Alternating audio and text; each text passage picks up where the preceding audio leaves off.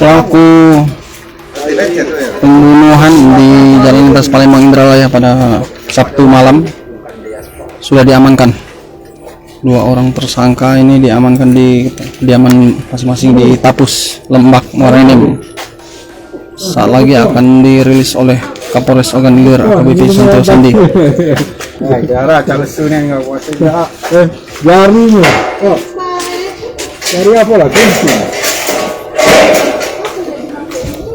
Tersangka saat ini sedang berada di ruang reskrim untuk diganti pakaian sebelum dirilis.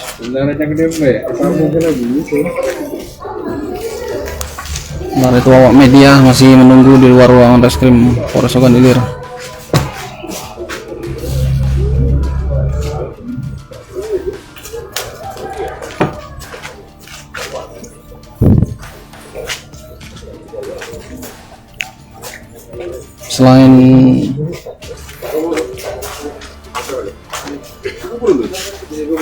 Selain tersangka ada barang bukti kendaraan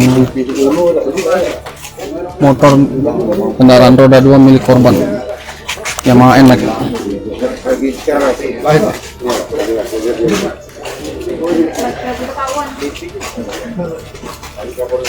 Kendaraan yang digunakan oleh kedua korban.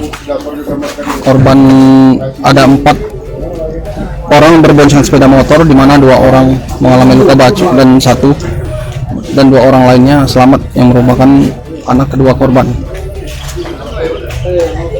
2 korban merupakan pasangan suami istri. Sang istri selamat sementara suaminya meninggal dunia di perjalanan menuju rumah sakit Bari. Ini kendaraan korban yang dikendarai semalam saat kejadian.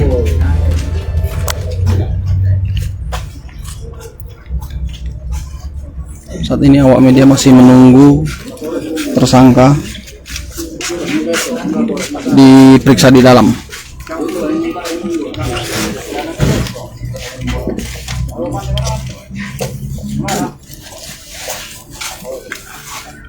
Berdasarkan keterangan dari Kapolres Ogan Ilir AKBP Susanto Sandi, pembunuhan karena motif dendam Pilkades.